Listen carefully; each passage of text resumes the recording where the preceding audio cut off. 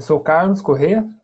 Esse é mais um estudo semanal da lira chinesa, os Analetas de Confúcio, a partir das interpretações do professor Simson Rock, de Singapura.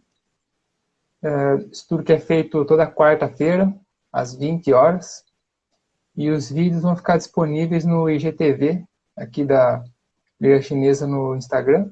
E depois a gente sobe os vídeos lá no canal da lira chinesa no YouTube. Então, a gente agradece aí a presença de quem vai assistir agora, quem vai acompanhar, quem vai assistir depois, quem vai acompanhar depois. E a presença da Carolina também. Eu agradeço também a presença do Carlos e queria fazer um agradecimento ao professor Simson Roque, que desenvolveu com a gente esse projeto, os nossos tradutores, a Lúcia Helena Nobre Souza e o Ken Tan Lin, e os grupos de estudo de Piracicaba e de Jundiaí, que também sempre deram todo o apoio para esse nosso projeto. E agradecer a todo mundo que está aí nos assistindo e também quem vai nos assistir nas gravações. Maravilha, gente. Vamos lá, então? Fazer a mágica aqui. Opa! Vamos lá.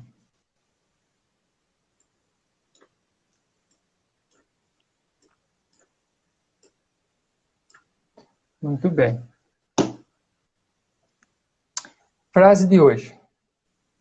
Zikong comparava as pessoas. O mestre diz: Zikong é virtuoso assim? Eu mesmo não tenho tempo para comparar as pessoas.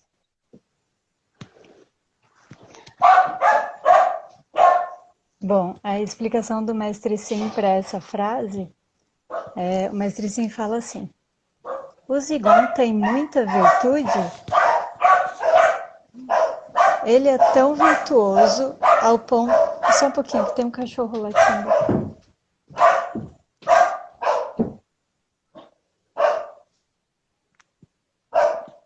Vou começar de novo. A explicação do mestre Sim. O Zigon tem muita virtude, ele é tão virtuoso ao ponto de de poder julgar as pessoas? Então Confúcio disse: eu não tenho tempo para julgar as pessoas. Eu uso mais o meu tempo para julgar a mim mesmo. Não tenho tempo para julgar as pessoas. Esse é o comentário do mestre Sim, ele só vai até aqui, né? Um comentário bem curtinho, mas eu fiz um comentário um pouco maior. Bom, o meu comentário pessoal agora. Os nossos julgamentos são sempre filtrados pelo que nós mesmos somos. Nós julgamos aquilo com que nós nos importamos. Então, os nossos julgamentos em relação às outras pessoas são sempre parciais e dizem respeito mais a nós mesmos do que ao outro. Há uma frase do Freud em que ele diz assim: quando Pedro me fala sobre Paulo, sei mais de Pedro do que de Paulo. Ao julgarmos as pessoas, acabamos nos expondo. Acabamos mostrando aos outros as nossas próprias sombras, ou seja, mostramos aos outros as questões que precisam ser melhor trabalhadas e esclarecidas dentro de nós mesmos. Quando resolvemos as nossas questões internas, a compreensão e a compaixão passam a ocupar o lugar do julgamento. Há um livro do Rudolf Steiner chamado O Conhecimento dos Mundos Superiores, A Iniciação. Esse é um livro, ele foi escrito em alemão e ele foi traduzido para o português. E em um trecho desse livro, o Steiner fala sobre como a crítica e o julgamento interferem no processo de iniciação ao conhecimento dos mundos superiores. Eu vou ler para vocês uma parte desse livro, né? Alguns trechos eu resumi, outros não, mas eu gostaria de ler alguns trechos para vocês. Mas antes disso, eu preciso avisar, né, principalmente aos acadêmicos, e eu me incluo nessa classe, que o Rudolf Steiner, ele fala de uma forma muito prescritiva, às vezes até dogmática, como se ele fosse, assim, o senhor da verdade. E isso às vezes pode irritar algumas pessoas, mas aí a gente tem que ver a nossa sombra aí. Bom, então, apesar de ele se utilizar desse tipo de discurso, né, desse tipo de linguagem, não convém, né, jogar fora o bebê junto com a água suja, né, como a gente fala. Né? Convém ponderar sobre o que de fato pode ser aproveitado e pode contribuir para o nosso aprimoramento enquanto seres humanos.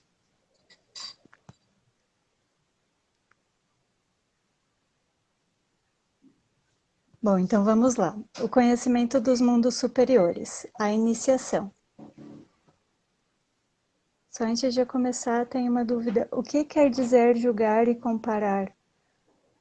Eu entendo que seja no sentido de fazer críticas, de ter esse pensamento de você estar olhando mais o exterior e criticar, de certa forma, o outro, né? Eu entendo que seja nesse sentido. Mas vamos lá.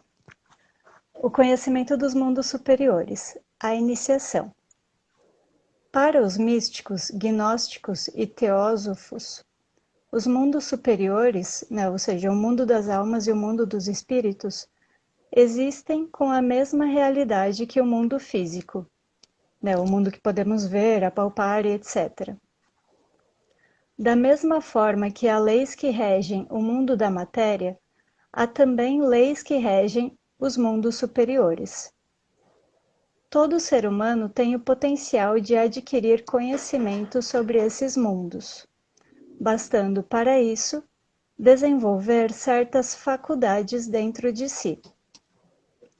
Os conhecimentos dos mundos superiores são chamados conhecimentos científico-espirituais ou conhecimentos ocultos. O saber oculto é um saber que pode ser adquirido tal como qualquer outro saber. Assim como a escrita é um mistério para aqueles que não aprenderam a ler e escrever, os saberes ocultos também são um mistério para aqueles que não aprenderam sobre isso. Existem caminhos adequados para aprender os conhecimentos ocultos, da mesma forma que há caminhos adequados para aprender a ler e escrever.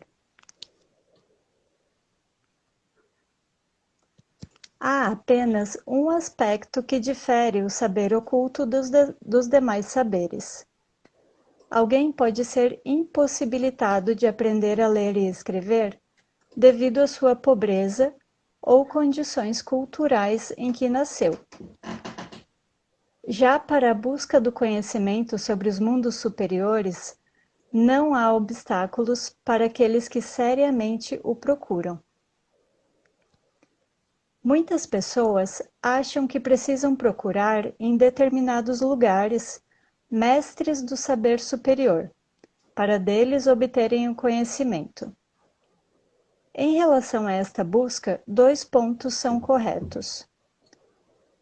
Primeiro, quem aspirar seriamente à obtenção deste conhecimento não temerá o esforço e os obstáculos que surgirem na busca por um iniciado que seja capaz de orientá-lo quanto aos mistérios superiores do mundo. E 2. Mas por outro lado, cada um pode estar certo de que a iniciação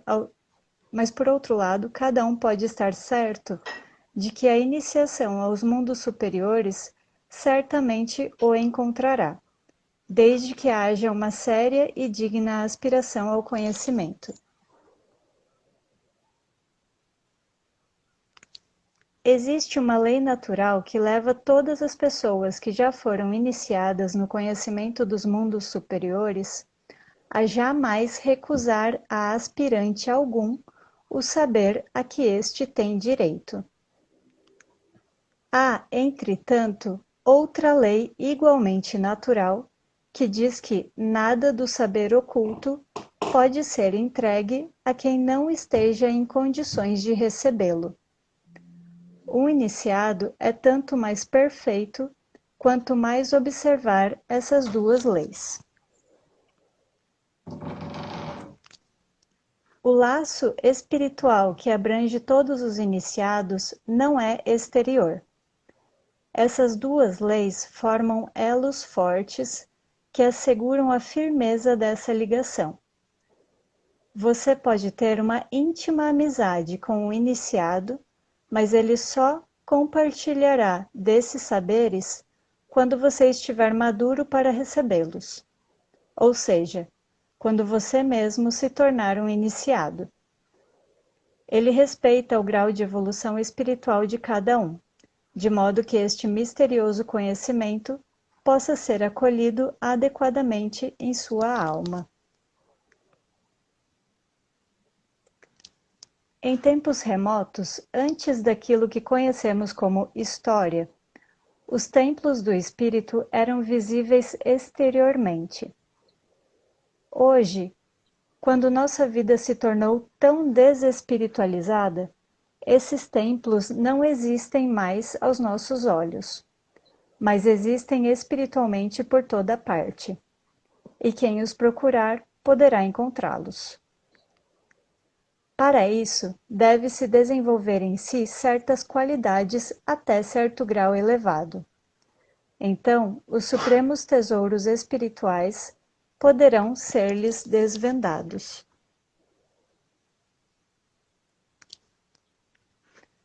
Primeiramente, é preciso uma certa disposição da alma para veneração e devoção diante da verdade e do conhecimento.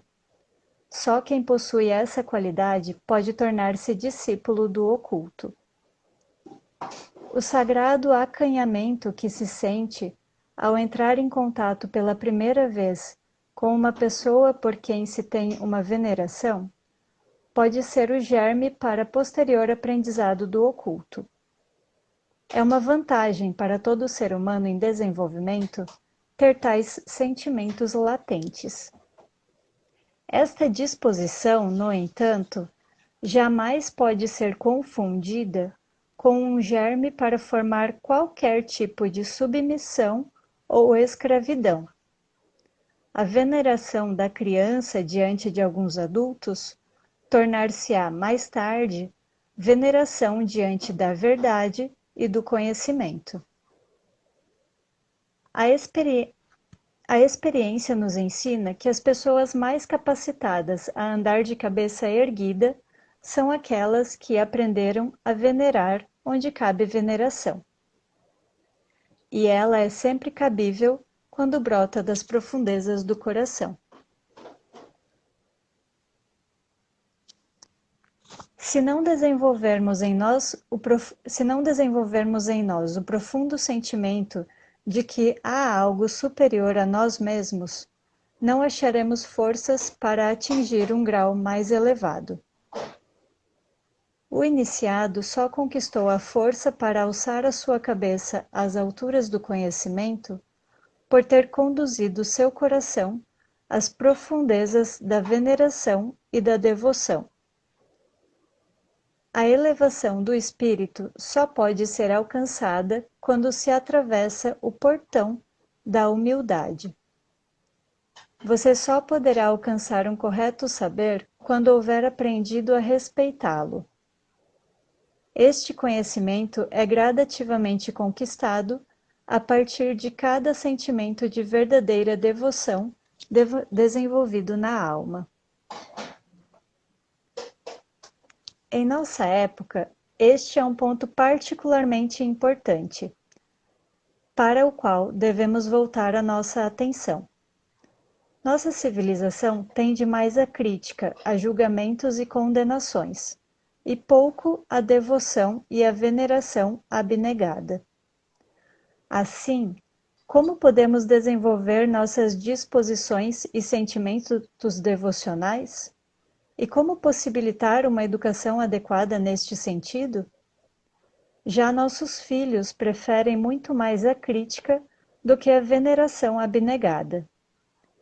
Mas cada crítica, cada julgamento reprovável expulsa da alma as forças para o conhecimento superior, enquanto que cada veneração abnegada possibilita que a alma desenvolva essas forças.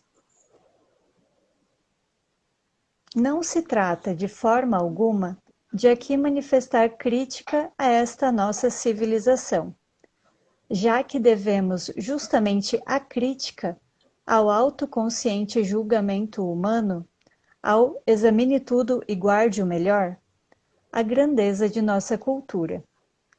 Jamais o ser humano teria alcançado a ciência, a indústria, as comunicações, as condições jurídicas de nossa época, se não houvesse aplicado a crítica a tudo, se não houvesse submetido tudo ao critério de seu julgamento.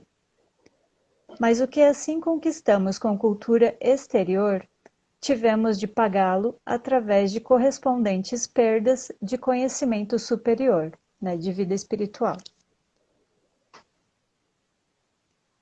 Uma coisa, porém, todos devem ter em mente.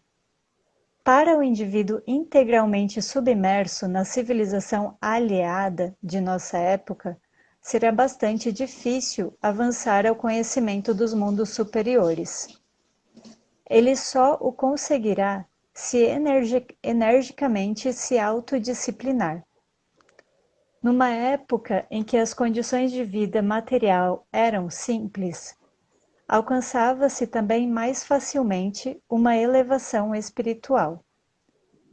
Aquilo que merecia veneração, que era digno de manter-se sagrado, sobressaía-se mais das restantes condições mundiais.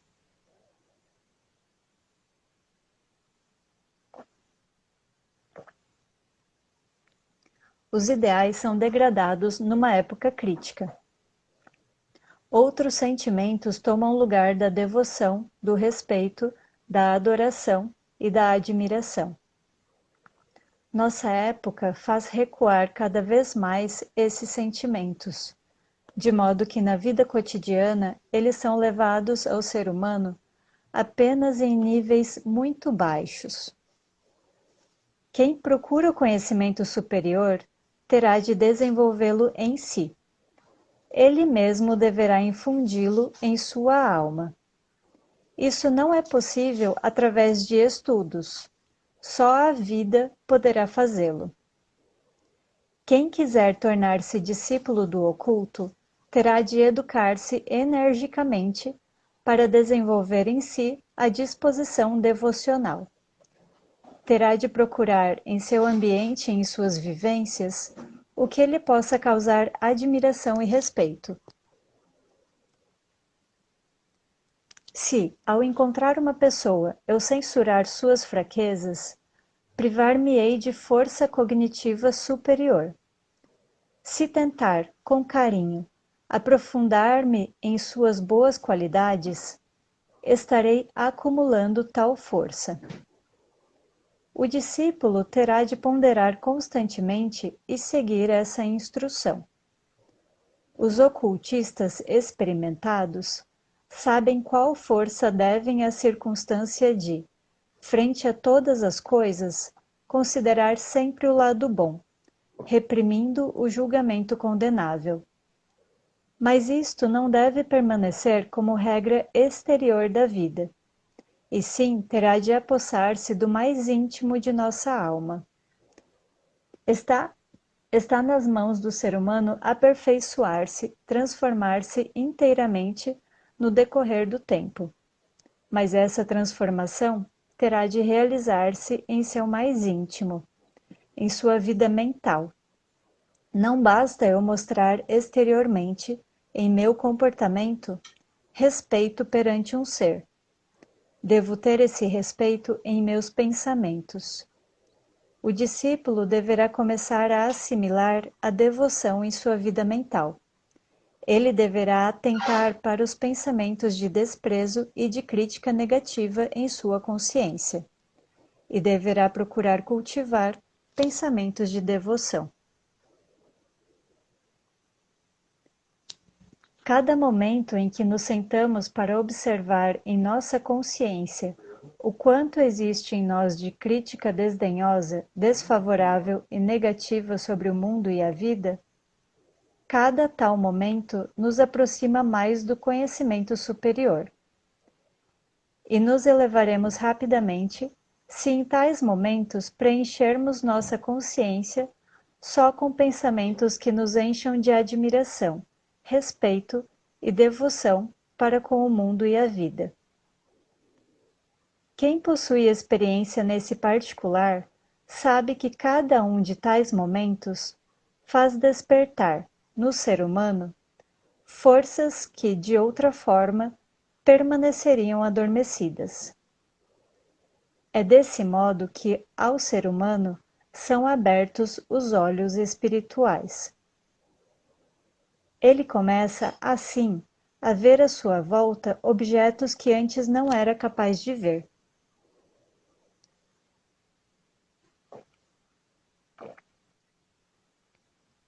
Ele começa a compreender que antes só via parte do mundo ao seu redor. A pessoa que se lhe defronta mostra agora uma figura totalmente diferente da anterior. É verdade que esta disciplina ainda não o habilitará a ver aquilo que, por exemplo, se pode descrever como a aura humana, já que, para tanto, é necessária uma disciplina ainda mais elevada. No entanto, ele poderá elevar-se a essa disciplina superior desde que, antes, se tenha exercitado numa enérgica disciplina da devoção. A entrada do discípulo no caminho da cognição, cognição é no sentido de conhecimento, né? Dessa habilidade de conhecer as coisas. Então, a entrada do discípulo no caminho da cognição ocorre sem ruído e desapercebida pelo mundo exterior. Ninguém precisa notar nele uma mudança. Ele cumpre seus deveres como antes, ocupa-se de seus negócios como outrora. A transformação ocorre meramente no lado interior da alma, a salvo da vista exterior. Primeiramente, toda a vida anímica do indivíduo é alcançada por aquela disposição devocional para com tudo que é verdadeiramente digno de veneração. Neste sentimento fundamental, toda a sua vida anímica encontra o ponto central. Como o sol vivifica com seus raios tudo que tem vida, assim a veneração vivifica todas as sensações da alma, no caso do discípulo.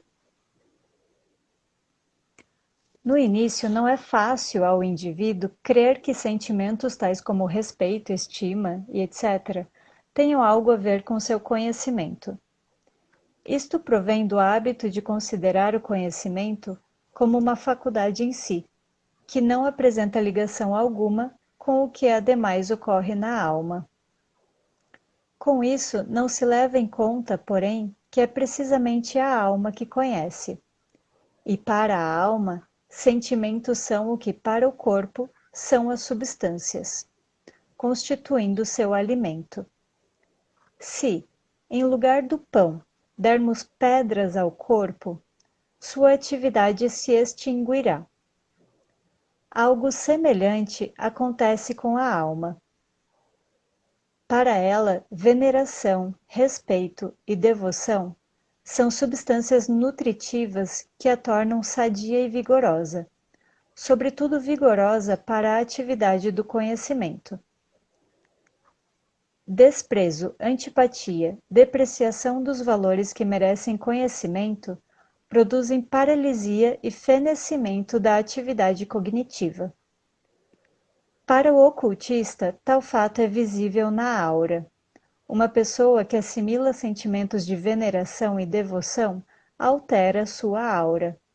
Certos matizes espirituais de vermelho amarelo, vermelho pardacento desaparecem, sendo substituídos por vermelho azulado. Desse modo, porém, abre-se a faculdade cognitiva. Ela passa a receber conhecimento de fatos de seu ambiente, de cuja existência não tinha antes noção alguma. A veneração desperta uma força simpática na alma e, através dela, são por nós atraídas qualidades de seres que nos rodeiam, os quais, de outro modo, permanecem ocultas. Este modo de vida mais contemplativo tende a ser muito mais prazeroso. Porém, é importante também não ficar apenas na busca incessante desse prazer. Quem apenas pretende saborear uma impressão após outra, verá sua capacidade cognitiva enfraquecer-se. Já aquele que, após o prazer, se permitir revelar algo desse prazer, cultivará e educará sua capacidade cognitiva. O discípulo do oculto considera o prazer apenas como um meio de enobrecer-se para o mundo.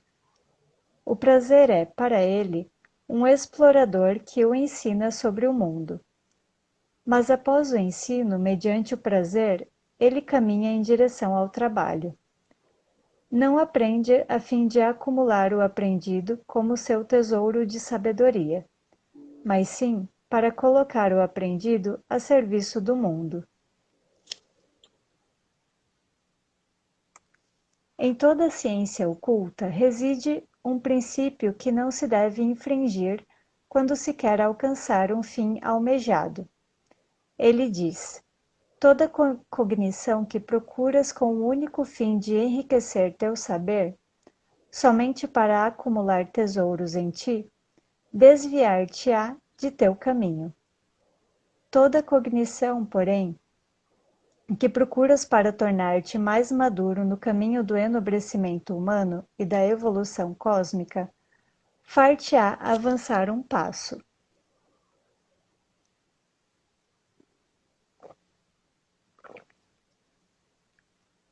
Essa lei deve ser inexoravelmente observada. Ninguém é discípulo antes de haver feito dessa lei a norma de vida. Pode-se resumir esta verdade da disciplina espiritual numa curta frase seguinte: toda ideia que em ti não se torna um ideal, mata uma força em tua alma. Toda ideia, porém, que se torna um ideal, gera forças vitais em ti. Bom, um exemplo dessa última frase é a leitura desse texto. Né? Para mim, né, poder compartilhar a leitura dele com vocês foi uma ideia que se transformou num ideal. Mas agora, voltando à frase do Confúcio, a partir dessa frase do Confúcio, dos comentários e desse texto, né, nós podemos refletir. Será que ficar julgando e criticando os outros é uma virtude? Qual a real necessidade, qual a real serventia de fazermos tantas críticas, tantos julgamentos e condenações? E quais as consequências que isso tem gerado? Eu não estou propondo aqui que sejamos todos passivos e alienados, né, mas sim que, conscientes dos desafios da nossa época, saibamos ponderar, né, em quais momentos é de fato necessário direcionar a nossa energia para fazer uma crítica ou um julgamento, e em quais momentos convém dedicar essa nossa energia para desenvolver algo que seja digno da nossa admiração, respeito, devoção e veneração. Então, quando começamos a buscar desenvolver isso no mundo exterior, é um sinal de que já estamos construindo tudo isso dentro de nós mesmos. Eu fico por aqui, Carlos. Muito bem. Opa, deixa eu acender a luz aqui. Muito bem. Vamos lá, gente. Fazer um comentário aqui também. Vamos lá. Vou fazer um uma espécie assim de detalhamentozinho da frase toda. Aí depois destacar alguns pontos da frase, né? Depois, no fim, 3 partes. Na terceira parte, eu quero compartilhar aqui uma coisa assim que eu nunca tinha percebido. Primeira vez que eu me deparei com uma coisa daquela lá e eu quero mostrar para vocês hoje. Vamos lá, vamos compartilhar aqui também. Muito bem. Estamos aqui, né? Zicão compara as pessoas. Primeira parte aqui. Então aqui, ó, a gente tem o nome dele, né? Zicão. Aí depois a gente tem aqui, ó, pessoas. Esse daqui foi traduzido por pessoas. Muito bem. Qual que é interessante dar um destaque aqui? Esse daqui. Fan. Então, fan, ele foi traduzido aí por comparava. Então, fan, o que ele tem no significado mais antigo, né? Então, lá nas carapaças de tartaruga, né? Que a gente já falou anteriormente. Então, tem significado de wei e yang. O wei aí, geralmente traduzido por recinto, invólucro, né? Um limite. E a pessoa, e o yang traduzido por pessoa, gente, humano, tudo mais. Então, tem essas duas coisas aí nesse ideograma, nesse caractere, enfim. Tem essas duas coisas aí. Limite e pessoa, ou recinto, invólucro, limite e pessoa. Outra interpretação que foi se dando depois foi de 2 navios amarrados. Um navio amarrado no outro. Super, quase igual, né? Então, outro significado também de um arado. Isso daí, se olhar, ele parece um arado também, né? Vamos lá. Logo, pode ser traduzido, então, esse fan aí por direção, lateral, lado, beira, margem, lugar, colocar, região, quadrado, prescrição ou método. Tá? Muito bem. Então, a gente aguenta aí que a gente vai voltar nele. Então, vocês já estão vendo aí o que foi traduzido por compara, né? Aqui o mestre disse, esse aqui eu não vou mexer, não. Geralmente a gente não mexe, né? Só na hora que precisar muito, né? A gente mexe. Então, aqui no segundo momento, terceiro momento aqui da frase. Então, Zicão é virtuoso, sim? Então, o que foi traduzido ali, ó? Se. Vamos lá. Primeiro que não tem o nome. A gente viu aqui que Zicão não está na frase. Foi traduzido, Zicão é virtuoso, sim? O nome dele não está aqui na frase. Vamos lá. Se, primeiro aqui, ó. Então, se, ele pode ser traduzido ele tem a ver com conceder, dar ou favor. Ele tem um elementozinho ali que depois a gente vai voltar nele. Acho que eu vou falar agora, porque daí vocês já vão acompanhando já. Então, dentro desse se aí, a gente tem um elementozinho aqui, ó, interessante, que é esse aqui que é o da concha. Então, esse se, ele também tem essa coisa do dinheiro de concha, da concha, né, o pessoal usava muito, muito, muito antigamente. Então, segura aí o significado da concha. Então, a gente vem aqui, ó, por xiang, que a gente já viu antes, né? Pode ser traduzido por pessoa versátil, digna, virtuosa, essas coisas. Então, faz sentido o virtuoso estar aqui. A gente concordando ou não com a tradução. Tá aí. Aqui a gente tem o hu depois. Então, hu, eu não estou me atendo às pronúncias, aos tons, tudo bonitinho, tá, gente? Eu estou só passando os significados e tudo mais. Então, hu, ele tem significado mais antigo lá de tom. Tom, em que sentido? Na maneira de falar. E do som também. E não é qualquer tom, é o tom no sentido de ascendente. Então, daí você vai ter interpretações como uma pausa com uma marca superior ali, sugerindo o aumento. Então, um aumento de ascender aí, né? Muito bem. Daí pode ser traduzido por expirar, exalar, né? Uma coisa assim para fora. Dá para a gente supor aí. Aqui, ó, Zai, ele está fazendo exatamente essa função aqui, ó, de uma partícula final aqui. Ela pode ser usada como exclamativa, como interrogativa, né? Então aqui ela está como interrogativa. Tem outros significados aí também. Mas a gente não vai mexer com isso aí hoje, não. Então, aqui temos aqui o finalzinho da frase, né? Eu mesmo não tenho tempo para comparar pessoas. Então, aqui, a gente tem aqui, ó, fu, é o fu. Então, fu aqui, ó, ele tem aqui o significado, ele tem dois elementos aí na base dele, né, de mais antigos. O que a gente chama de grande, né, tá, grande, e né, grande e um. O grande tem a ver com o quê? Com pessoa. E o tem a ver com o grampo de cabelo da pessoa. Então, aquele risquinho ali de cima, ali, o primeiro de cima, ali, é o grampinho de cabelo na pessoa grande aí, né? Por quê? Então, por que isso? Porque daí isso daí vai dar ideia pra gente, então, que a gente pode traduzir de uma pessoa adulta. Muito bem. Então, aqui a gente já mexeu também com o, que a gente sabe que esse daqui é o eu individual, né? O euzinho individual. E aqui, ó, tsu. Muito bem. O tsu aí tem dois significados também junto aí. Tem a ver com de faca e padrão. Então, os mais antigos, né? Depois vai ser interpretado também como o dinheiro de concha cortado em peças, cortado em pedaços. Muito bem. Com isso, geralmente o pessoal vai traduzir, então, por lei, regra, item.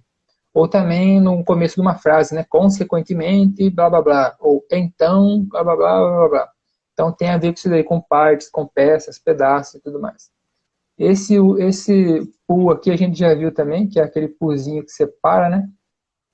A gente já viu ele, é o não, né? Foi traduzido aqui, ó. Não. E por último aqui temos o chá.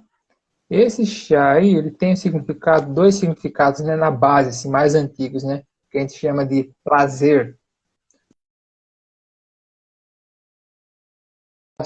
Logo, geralmente traduzido por livro. Muito bem. Depois a gente ter dado essa... Carlos, dá licença, é porque cortou um pouco. Esse último ideograma que você mostrou. Ele deu uma travada. Aldo.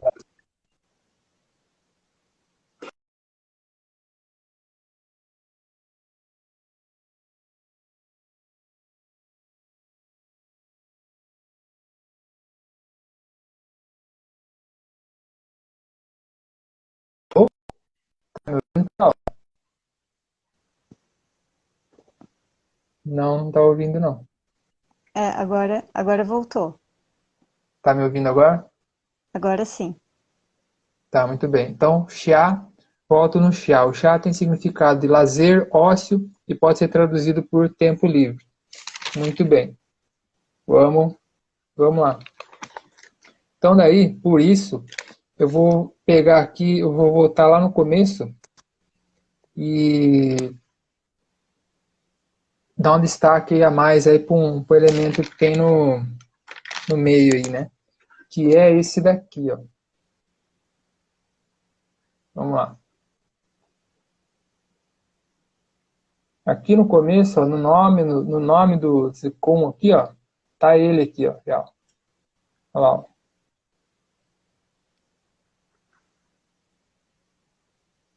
É esse daí, ó, que é o pei. Esse pei aí ele tem a ideia mais antiga de uma casca aberta. Uma casca aberta. Ou uma concha, né? Também foi visto depois como uma concha. E depois também passou a ser interpretado, vamos dizer assim, passou a ter o significado, melhor dizendo, de corda, uma corda para pendurar conchas, para pendurar moluscos. Isso aí é exatamente ali na época do Confúcio já, dos discípulos dele, sobretudo dos discípulos dele, dos estados combatentes. É ali que passou a significar, ter esse significado a mais aí. Então a gente tem a ideia aí do molusco, né, o molusco da concha lisa, né, brilhante e tal. Então a ideia de concha, de dinheiro de concha. Muito bem. Então nisso daí, ó. Então o que a gente pode... o que dá para a gente questionar nessa frase aí?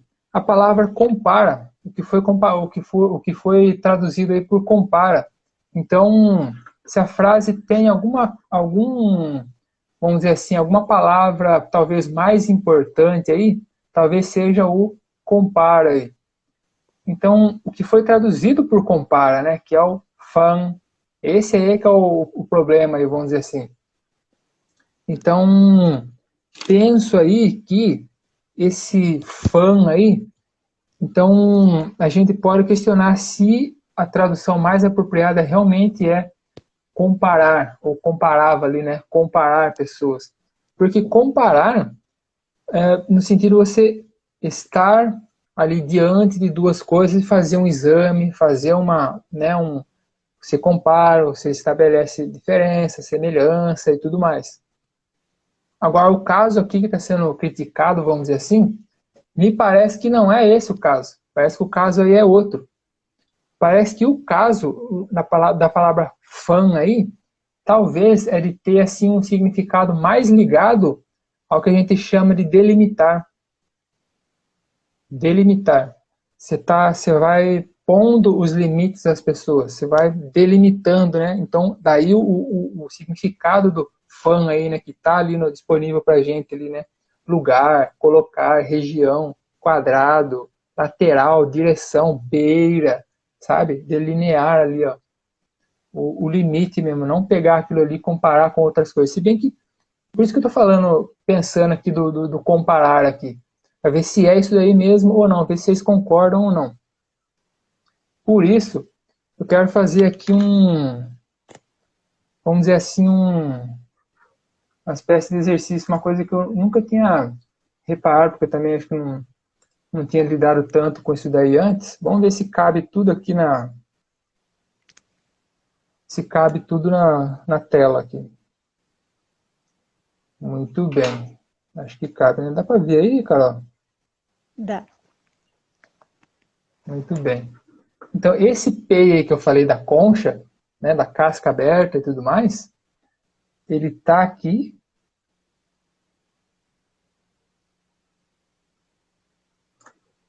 Tá vendo? Ele também está aqui.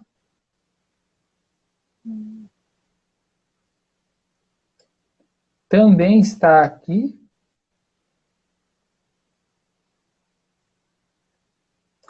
E também está aqui, ó.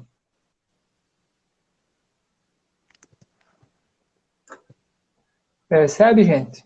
Então, essa coisa de ir amarrando, né? De